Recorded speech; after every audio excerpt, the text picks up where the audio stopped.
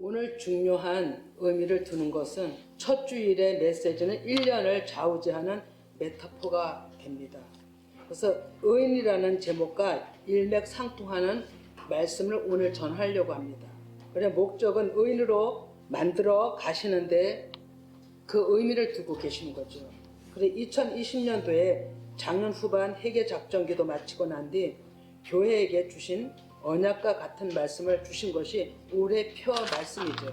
그래서 153마리가 히브리로 게마트리아 숫자 값으로 의인이란 뜻을 가지고 있습니다. 그래 교회적으로는 큰 축복의 약속을 하나님으로부터 받은 것이죠. 그 약속하신 말씀을 묵상하며 기도 가운데 주신 메시지가 정말로 생명을 살리는 말씀으로 받아들이길 또 한번 부탁드립니다. 이제 중요한 것은 의인의 반열에 들어가려면 어떻게 해야 들어갈 수 있는가입니다. 의인의 나라 즉 하나님 나라는 보이지 않기에 찾기도 힘들고 또 들어가기도 어려운 것이죠. 아브라함처럼 히브리서 11장 10절에 보면 이는 그가 하나님이 계획하시고 지으실 터가 있는 성을 바랐습니다 하신같이 아브라함은 믿음으로 하늘나라를 바라보고 또 행하여 나아갔고 믿음의 조상이 된 것이죠. 그곳 하나님 나라에는 모든 갖가지 좋은 보화를 다 숨겨놓으시고 누구에게 그것을 줄 것인가 하나님은 우리를 기다리고 있는 것 같습니다.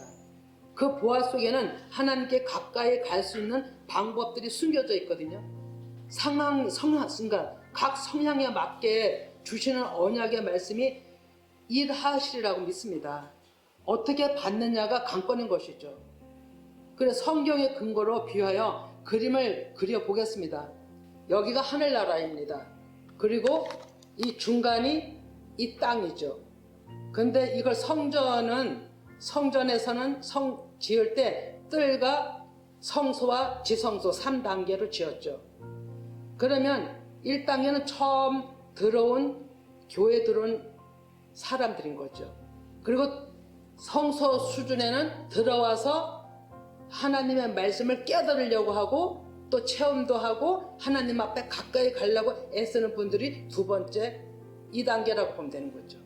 그럼 3단계는 지성소 수준이죠. 여기는 하나님과 성도들과 하나가 된 의인들, 한마디로 하나님 나라라고 하지만 의인의 나라라고도 할 수 있는 거죠.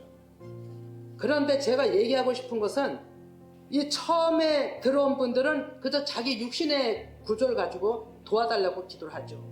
그런데 이 두 번째 단계에 있는 사람들은 하나님이 어떻게 일하신다는 걸 지식적으로 알아요. 들어서 그리고 체험도 합니다. 그런데 아주 중요한 핵심으로 너와 내가 하나 되는 어떤 그런 큰 은혜를 받을 수 있는 길이 있음에도 불구하고 어디서 머무르냐면 중간에 자기 담으로 그거를 못 넘고 있는 거죠. 그래서 보이지 않는 하나님의 세계거든요, 여기는. 근데 보이지 않는 하나님의 세계를 보는 세계에서 뛰어넘으려니까, 올라가려니까 다 자기 생각으로 가로막히는 거예요. 사람 생각에 의해서. 그래서 거기를 들어가는 자가 극히 적다라고 얘기를 하는 거예요. 근데 거기 들어가려면 하나님께서는 너한테 있는 가장 귀한 것을 내놓으라고 얘기를 하는 거예요. 내 것에 가장 귀한 장자를 내놓지 않고는 그것을 얻을 수가 없는 것이 하나님 나라라 이렇게 얘기를 하는 거죠. 그래서 가장 귀한 것이 뭐냐면 누가복음 11장 13절에 너희가 악할지라도 좋은 것을 자식에게 줄 알거든 하물며 너희 하늘 아버지께서 구하는 자에게 성령을 주시지 않겠느냐? 아멘. 성령은 구원을 뜻하는 겁니다. 그러나 구하는 자, 찾는 자, 두드리는 자들에게는 반드시 큰 믿음이 있어야 한다는 거죠. 그래서 믿음의 선진들을 보면 끊임없이 주님을 찾습니다. 그리고 가장 귀한 장자를 하나님께 아낌없이 드립니다. 이분들은 이 세상의 어떤 것보다도 하늘의 것이 더 크다고 생각하기 때문이죠. 아브라함의 경우는 독자를 100세에 얻은 아들이죠. 그럼에도 불구하고 하나님의 명령을 하십니다. 그것을 나한테 바치라. 바치라는 그냥 드리는 것도 아니고 그냥 어디다 버리는 것도 아니고 각을 떠서 제물로 드리라는 말씀이었죠. 근데 아브라함은 그것을 하나도 하나님 앞에 어떤 불만 불평 했다는 소리가 없습니다. 그리고 그는 말씀 앞에 순종하죠. 그래서 히브리서 11장 17절에 보면 아브라함은 시험을 받을 때 믿음으로 이삭을 드렸으니 그는 약속을 받은 자로 돼 그 애아들을 드렸느니라. 그가 하나님이 능히 이삭을 죽은 자 가운데서 다시 살리실 줄을 생각한지라. 아멘. 이것이 아브라함의 믿음이었어요. 보이지 않는 세계를 보는 것 같이 행동을 한 거예요. 아무나 할 수 있을까요? 못합니다. 다윗은 또 무엇을 하나님 앞에 인정을 받았을까요? 역사 성경책에 엄청난 유명한 인물로 등장을 하죠. 다윗은 의로 통해서 인정을 받은 거예요. 한번 잘 생각해 보세요. 사울 왕은 부음을 받았음에도 불구하고 인기가 더 좋은 다윗을 시기하여서 계속 쫓아다니며 죽이려고 합니다. 그래서 다윗이 엔게디 굴에 숨어 있을 때도 거기까지 군사들을 들고 가서 찾아 죽이려고 하죠. 그럼에도 불구하고 다윗은 사울 왕을 엔게디 굴에서 죽일 수가 있었어요. 2번을 굴에서 죽일 수가 있었죠. 그럼에도 불구하고 다윗은 죽이질 않았어요. 왜냐하면 하나님으로부터 기름 부음 받은 자들을 죽일 수가 없다는 거죠. 신하들한테도 부탁을 하고 손을 못 대게 한 거예요. 그리고 다윗은 사울의 옷자락을 베어 가지고 와서도 마음에 찔렸다라고 해결합니다. 그래서 3상 24장 6, 7절에 보면 자기 사람에게 이르되 내가 손을 들어 여호와의 기름 부음을 받은 내 주를 치는 것은 여호와께서 금하시는 것이니 그는 여호와의 기름 부음을 받는 자가 됨이라 하고 다윗이 이 말로 자기 사람들을 금하여 사울을 해하지 못하게 하니라. 사울이 일어나 굴에서 나가 자기 길을 가니라. 아멘. 이 사건은 쉬운 결단이 아니죠. 이 정도 어려운 지경에 자기 목숨이 경각에 있는데도 불구하고 다윗은 자기의 의대로 행하지 아니하고 하나님께 맡겼던 거예요. 이것이 놀라운 것이죠. 이것이 하나님 앞에 인정받은 큰 일이라고 생각합니다. 그래서 극한 상황 속에서 하나님의 명령에 순종하기가 어려운데 자기를 꺾고 하나님 앞에 맡긴 믿음이 특별한 믿음이었고 하나님 앞에 자기를 다 부인하는 믿음이었던 거죠. 또 신약에 와서 예수님 당시 다시 한번 부자 청년을 얘기하는데요. 부자 청년은 영생을 얻기 위하여 율법대로 다 행한 사람이고 노력했어요. 그럼에도 불구하고 내 소유를 가난한 자에게 나눠주라. 예수님이 명령하죠. 그리고 나를 따르라. 그랬더니 이 청년은 재물이 많음으로 근심하여 갔다라고 얘기를 합니다. 그래, 자, 여기서 우리가 또 신중해 봅니다. 예수님이 내 소유를 가난한 자에게 나눠주고 와서 나를 따르라는 말씀에 대하여 순종하지 못한 것은 그 청년에게는 그 재물이 장자여 우상이었던 거예요. 사람 생각으로는 할 수 없는 거죠. 할 수 있는 방법은 오직 믿음으로만이 할 수 있는 거예요. 반면 여리고의 삭개오는 예수님을 만나자마자 물질을 내어놓겠다고 고백을 합니다. 누가복음 19장 8절이죠. 삭개오가 서서 주께 여짜오되 주여 보시옵소서 내 소유 절반을 가난한 자들에게 주겠사오며 만일 누구의 것을 속여 빼앗은 일이 있으면 내 갑절이나 갚겠나이다. 이렇게 말합니다. 그러니까 삭개오가 말하자마자 예수님께서 이 마음을 들으시고 받으시고 하신 말씀이 오늘 구원이 이 집에 이르렀으니 이 사람도 아브라함의 자손이라 하셨죠.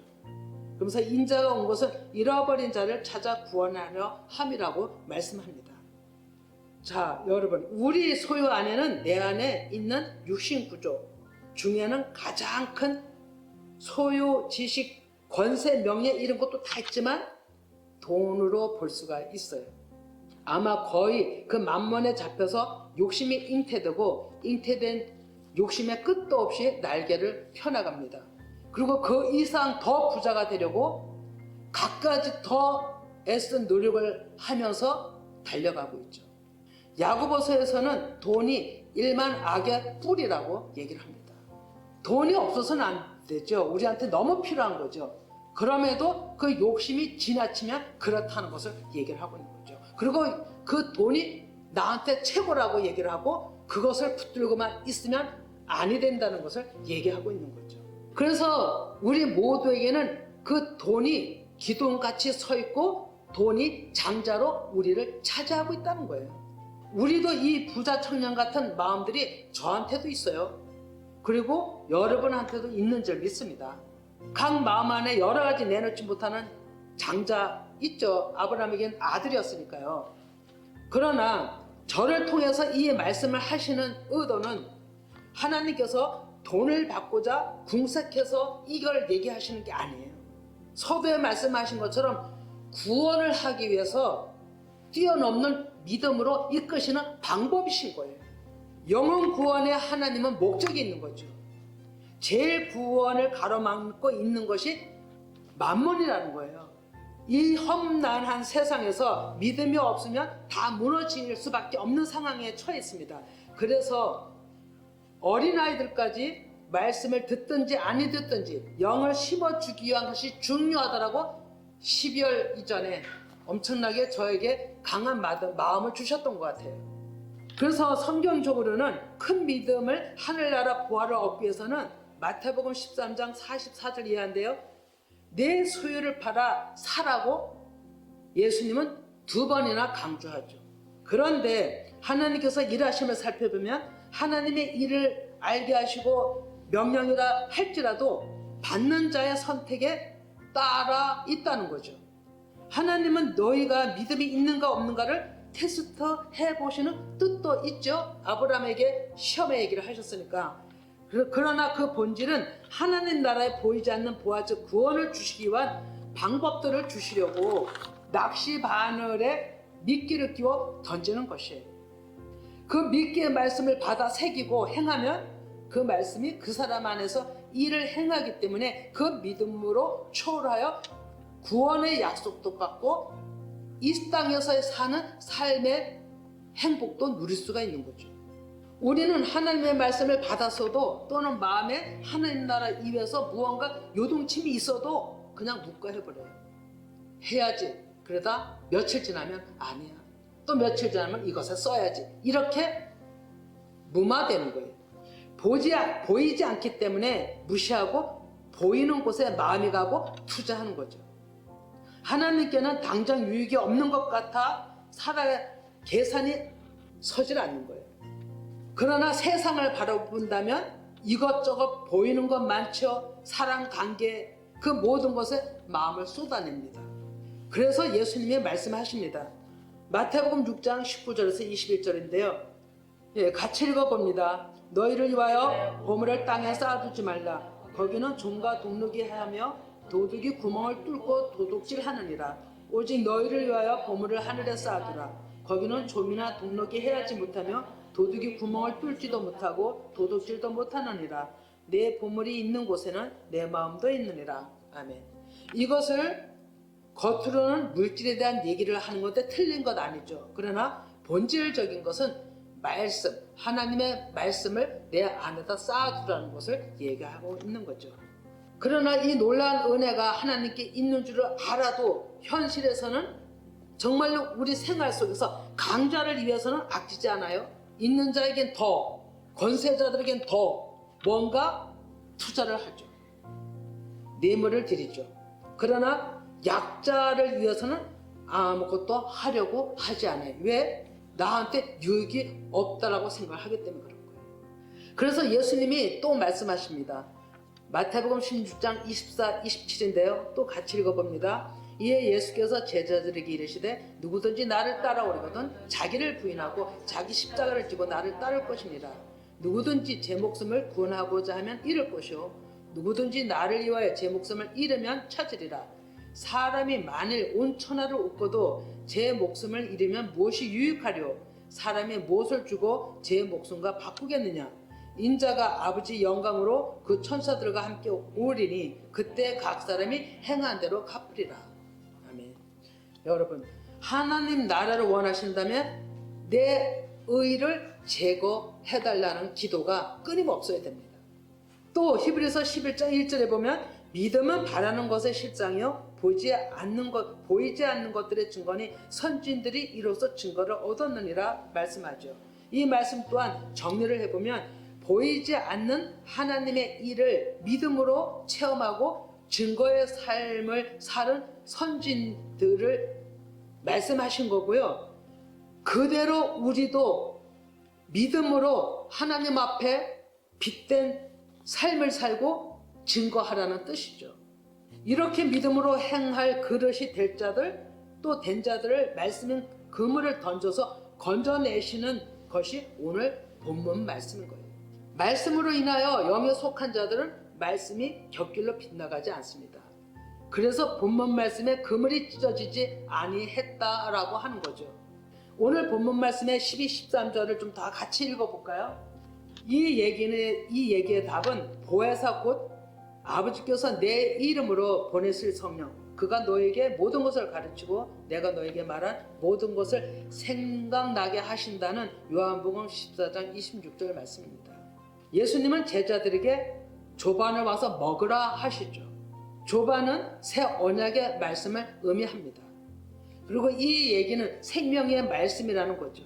떡, 생선 모두 예수 그리스도를 뜻하는 말씀이고요. 제자들에게 진리의 영을 주시는 거죠.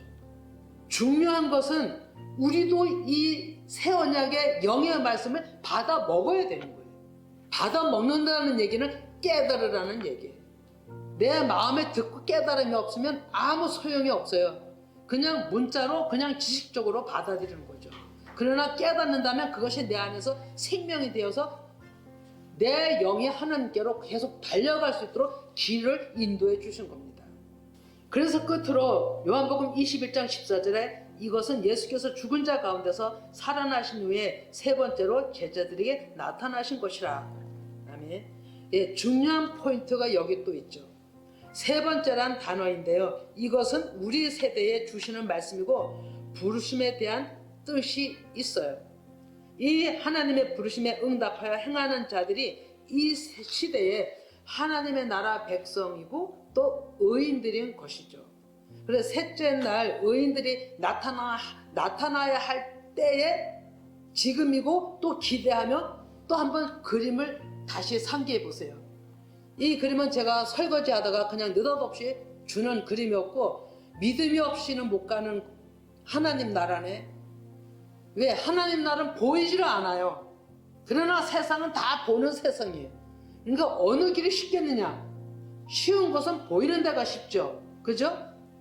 그러나 보이지 않는 것은 보이지 않기 때문에 어려워요. 어디를 디뎌야 될지를 모르기 때문에 어려운 거예요. 그런데 그것을 갈 수 있는 것은 오직 정말 투명한 믿음으로만이 아브라함이 이삭을 다시 돌려줄 줄 알고 바친 것처럼 나도 그 믿음으로 가야만 그 나라에 갈 수 있다는 거죠. 그 하나님 나라는 숨겨져 있기 때문에. 그래서 우리에게 어떤 말씀을 주시고 또 아니면 설교 가운데 내가 듣고 또 어떤 일에 마음으로 하나님이 어떤 일에 대해서 마음을 주셨다면 하나님은 엄청난 진짜 좋은 것, 진짜 하나님 나라의 일, 구원의 일, 구원으로 가는 방향을 주시려고 그 일을 제시하시는 거예요. 근데 안타까운 것은 제가 이 목회를 하면서도 제시를 해요. 하나님이 이렇게 말씀하셨어요 라고 얘기를 해도 그것을 수용하는 자가, 순종하는 자가 극히 적다는 거죠. 하나님의 목적은 복 주기 위해서. 그 복이 뭐예요? 첫째는 구원의 복이고 그 구원의 복 주시는 그 안에 모든 것이 다 더불어 주시는 하늘의 복인데 그것을 못 깨닫고 못 받아 먹는 거예요.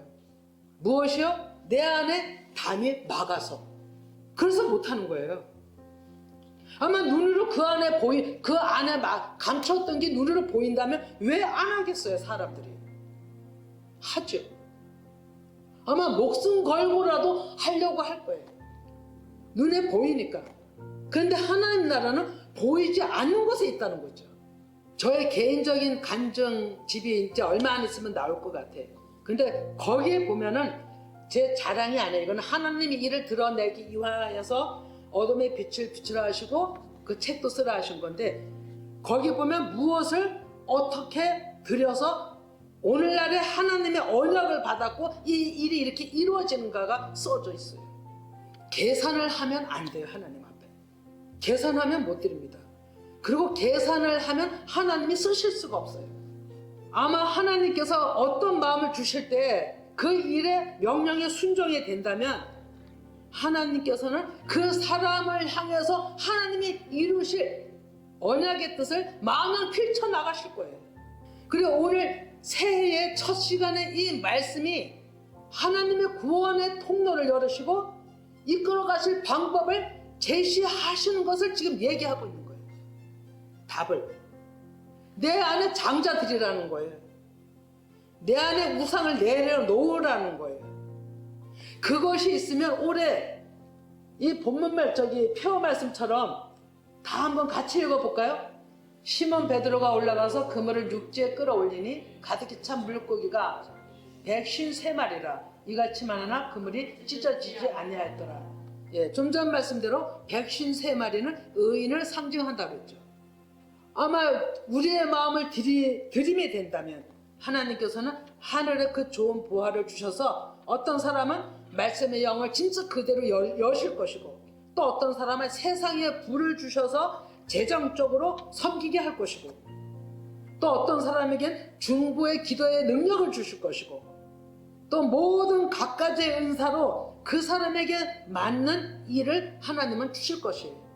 하나님께 드림의 드리면은 조건이 없어야 되는 거예요. 아니 그리 하실지라도, 나한테 어떤 것을 보상을 안 해주실지라도 이런 마음이 돼야 된다는 거죠.